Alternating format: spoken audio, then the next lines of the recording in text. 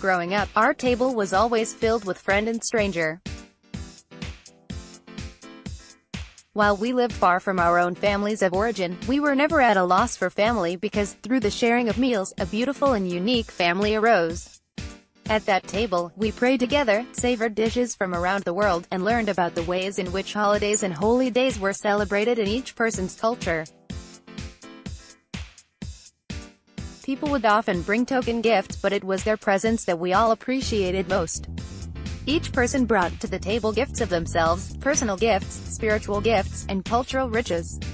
In the spiritual exercises, St. Ignatius speaks of the necessity of reciprocity in relationship. He says, love consists of sharing what one has and what one is with those one loves. While Ignatius is referring to one's relationship with God, his advice is applicable to all relationships. The people at our table shared precisely in this manner. They shared of what they had and what they were. In so doing, they grew to love each other.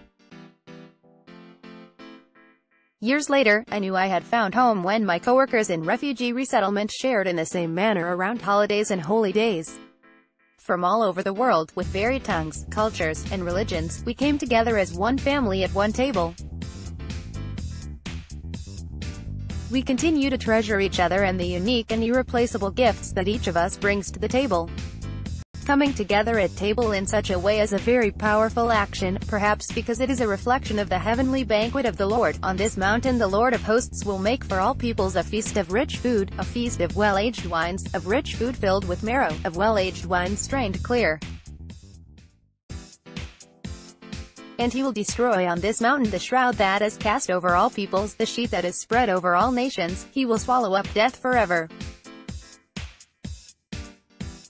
Isaiah chapter 25 verses 6-8. At his table, the Lord provides for all peoples and destroys everything that separates. On the mountain of the Lord, there are no walls or divisions.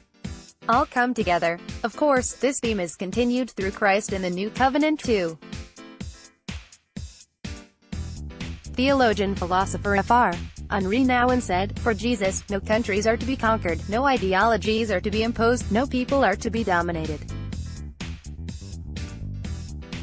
There are only children, women and men to be loved. Twomey and Pomerleau, remembering Henri, in the end, we are just loved.